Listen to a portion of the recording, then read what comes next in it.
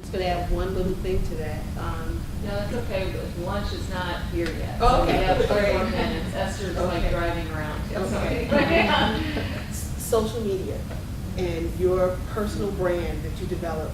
Once you get to that lane of entrepreneurship, you're now starting to develop your personal brand, which is a lot of what Patricia talked about.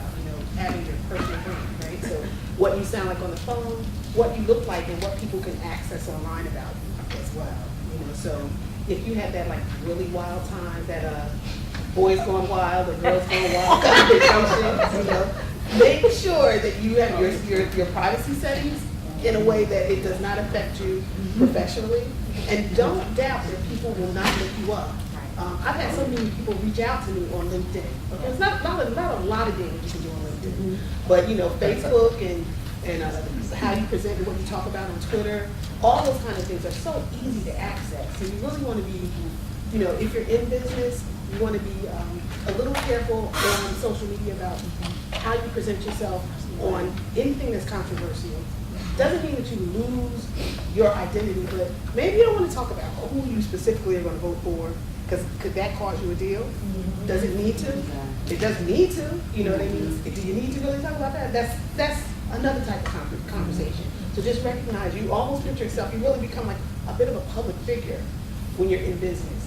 And so you want to make sure even in your social media profiles, you're being conscious of a lot of the things that Because it doesn't go away. It doesn't go away. It floats around. It gets Tell your confidence. friends, ask your friends and family not to tag you Right. in photos. You can control what you put up, but you have less control about what everybody around you puts up. So if you let everyone you know, you prefer not to be tagged.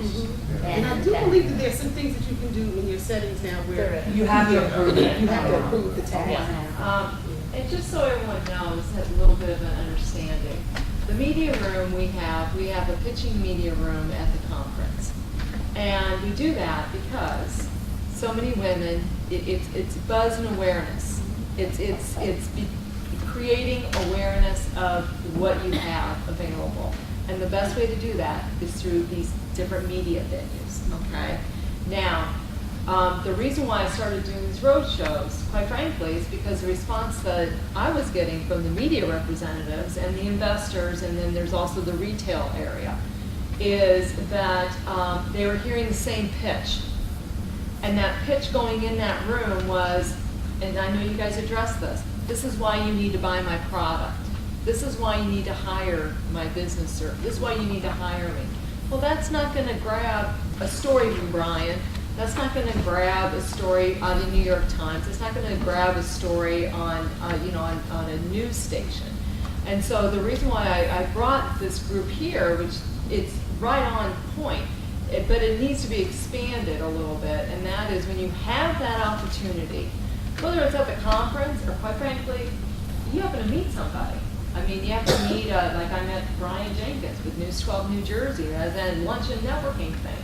And I didn't really even know who he was till later on. But you know what? You never know who people are.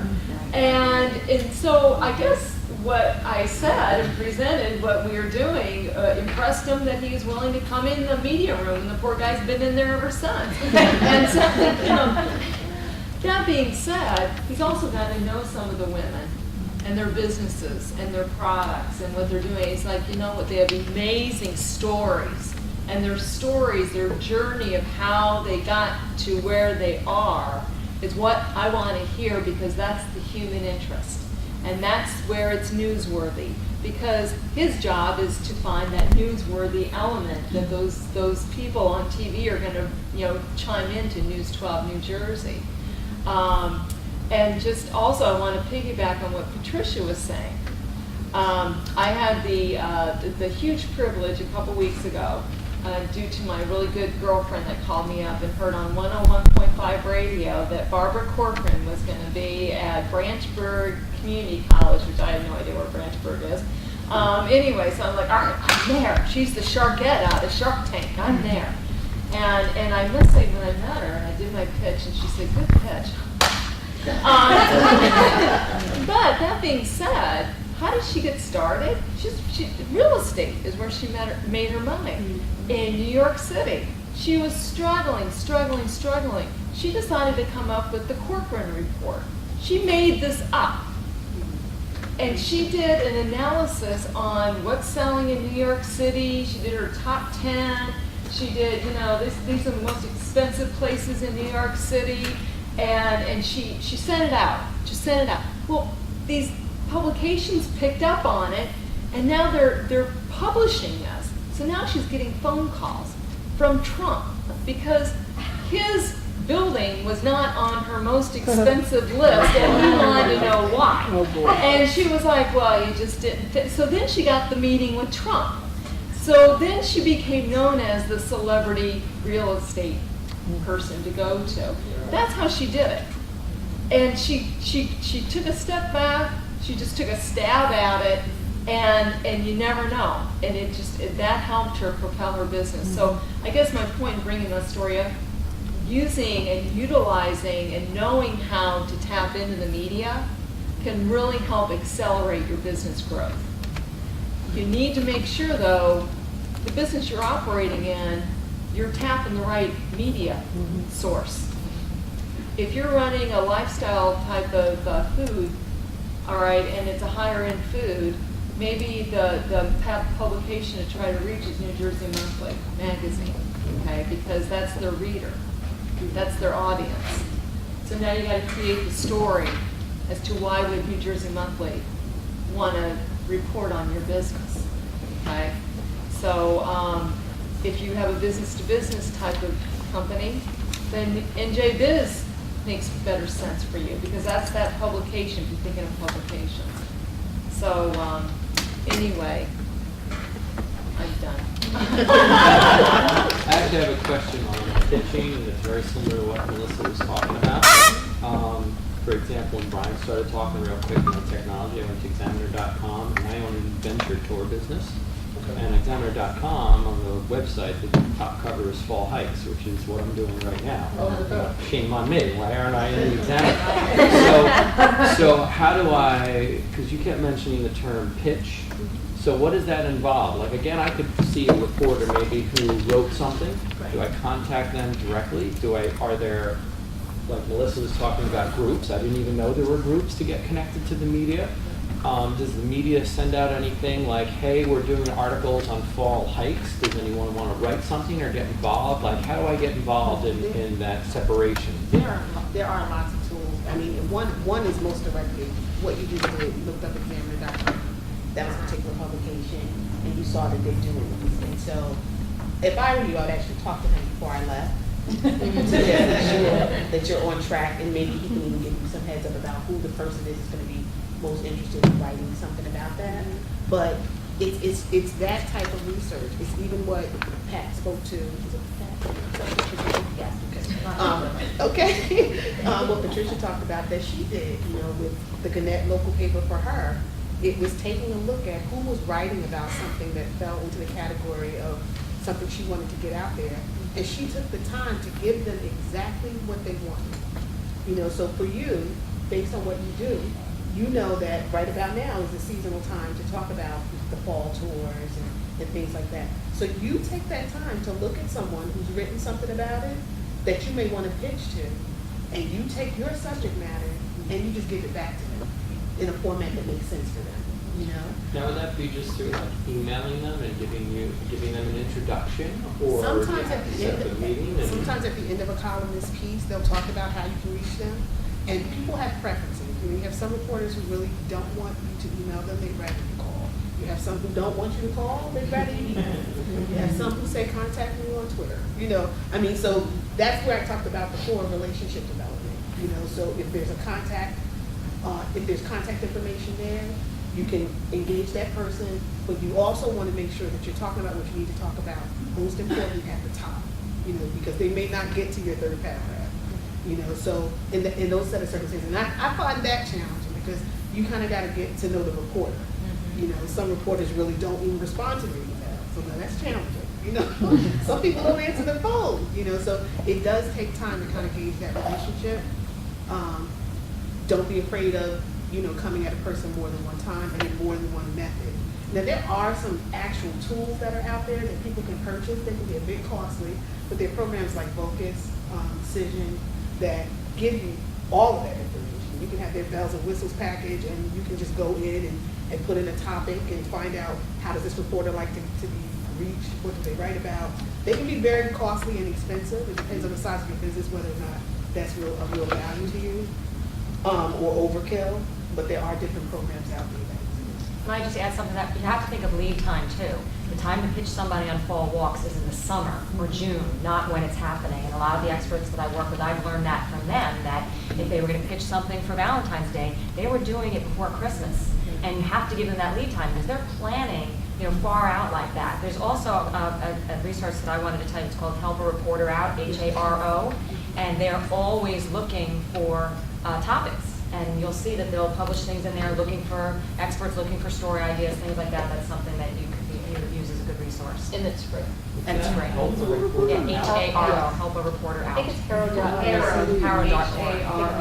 Let me can I just, okay, before you, one other suggestion is if you don't use Google keywords, Google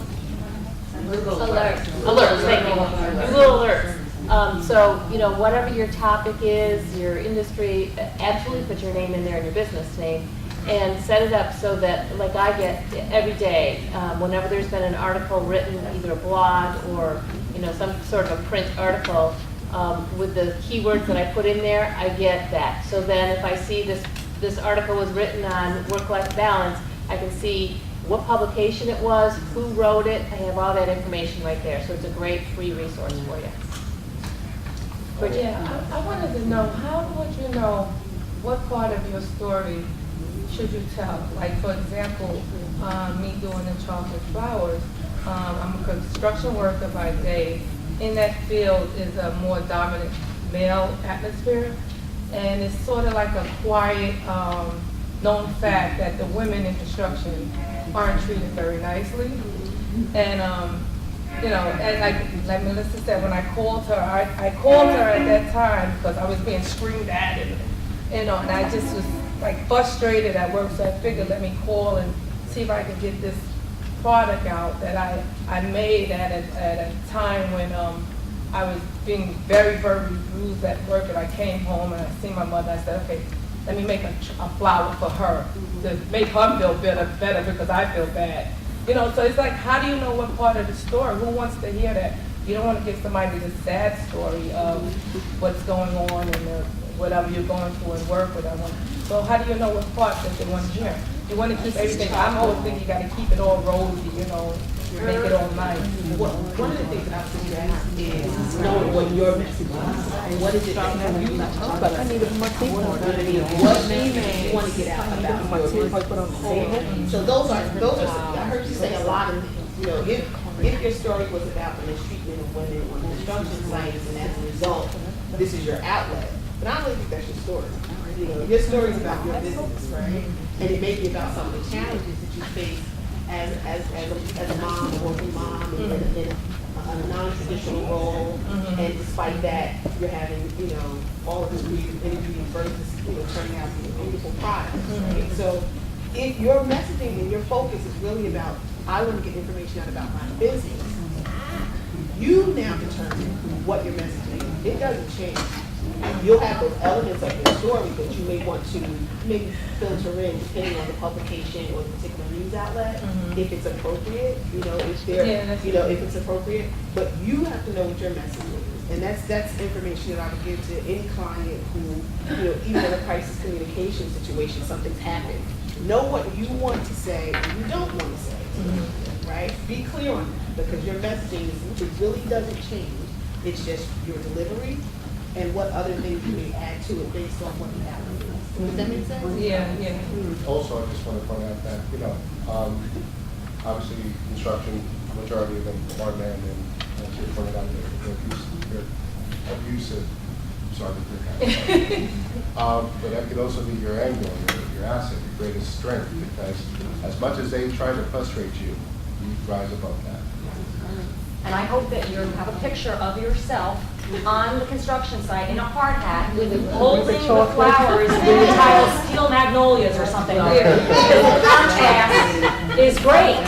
And just that contrast alone Draws attention. Well, I've always thought that would be a downfall. Nobody wants to hear that It's the human aspect of it. And just so everyone, Bridget's story, she called me up 2 days before one of the conferences. And, I'm in my crazy mode. And I could hear this, very loud jackhammer going, and I couldn't understand what she was, because she's very soft-spoken. So I was like, okay, I think I even called you honey. I said, honey, I'm from Nebraska, so that's and I said, honey, I can't understand a word you're saying. I'm really sorry, but I'm gonna have to wait till you get in a building or you turn the corner. I figured she's walking down the street and just randomly called. And she's like, oh, no, you understand, I'm a construction worker by day. And I'm going, what? And she said, and I have 5 kids, and I make this product, I have a patent pending on it, and I'm like going, all right, first of all, you need to be at the conference, because that's your media pitch room. And that story, along coupled with the fact that, she's got a patent pending, she makes an amazing product, okay? The media, I knew, would pick up on that. And that will turn into revenue and sales. Don't underestimate the journey, how you got to where you're at, because that's the human interest. And that's what's going to capture Brian's attention. That's what's going to help if you hire a PR person. That's what's going to help Myra help you gain attention to help you drive sales. That's something that you tell Patricia, and she's going to go, oh my gosh, this is how you need to, Present I that, mean, right. that's where, don't underestimate your journey, because that's why we're all here. And just really briefly, and then we'll cut for lunch. The importance of media. Our very first conference, it was right before the last gubernatorial election, and I love politics, yeah, I'm crazy. So we were having this conference, and I'm like, it was right before the election. It was October 24th, I think it was. It was like right around this time. And I said, I'm going to invite the gubernatorial candidates, and I want to, everyone's looking at me like, well, I did. And I thought, the women's vote, it's an important vote. I want to hear what their plans are, what their plans are. This is important. And the economy's tanked. This is what I mean, So what are you going to do to help stimulate small business and entrepreneurship? Because that's where this economy is going to turn around. All right. First, I heard from immediately. I was really amazed. Chris Christie's camp called. He's in. Then I heard I was having a tough time getting Corzine's commitment. So I ended up getting an invitation to a breakfast, and I'm telling you what, I made sure I was there, and I situated myself so when he turned to pivot to go on stage, I intercepted him, and I handed him the invitation, and I shook his hand, and I said, if you want the women's vote, you need to be at this thing. Anyway, the long story of it, all 3 candidates came. Well, that gave me the reason for the buzz. So then it was a PR phenom is what happened. I mean, it really was. And it was crazy. I mean, there were people flying all over the place. It was just, but having those candidates come walking in, doing something that was totally off the wall, this idea of, so I'm bringing up the story because if I could come up with something like that, and I'm not that creative, you guys, think of in terms of something that may be an adjunct to your business, but will help create buzz and awareness about your business or your products. Okay? And now, November 30th, that's the next roadshow, just to let you guys know. We're going to have, the panels will be here, and you're going to be able to practice your pitch and get tangible feedback from the panelists. Okay? That's what November 30th is all about. Why am I doing this? It's not, I mean, I love it, don't get me wrong. Because the conference that's March 20th, where you're going to have pitching opportunities to pitch to investors, to the media. It's going to be in New York City, so we're talking major media. I have Forbes writer in there already. The New York Times. I've got USA Today is coming. Okay. The investors, you met 3 of the investors. I mean, I was just talking to Mario out there. He's like, this is really good. Whatever I can do to help. Let me know if you need more panelist speakers interested in Shark Ed Tank. I mean, this is why I'm doing this stuff. And I'm doing it not for me. I'm doing it to create the opportunity for the women, for you guys. All right. The retail buyers, that's the afternoon. At the conference, once again, you'll have an opportunity to pitch your products to retail buyers. We've had Whole Foods there, we've had Lauren Taylor there, we've had QVC there, we have Telebrands, which is As Seen on TV. Okay, these are just some of the retailers. All right, these are the opportunities that literally take men and women months, years to accomplish, okay? It's in one day. These roadshows are to help you guys create your success and take advantage of these opportunities. All right, so November 30th, it's all about, you're going to pitch, you'll get feedback. For the ones coming to the conference, it'll be videotaped. You're going to get a copy, you'll have your own tape, so you'll be able to hear and practice and learn. Okay, because that's what this is all about. And so now we're going to break for lunch. We have Taste to Create, owned by Esther. I'm going to butcher her last name. Sakar. How do you say her last name? Anyway, woman-owned business. She has unbelievable food, and lunch is going to be served right out here in this little lobby. And then immediately after that, then we're going to have the retail panel. And so why don't we take a break? Let's eat, break some bread, and have a few laughs maybe, and then come back in. Yes,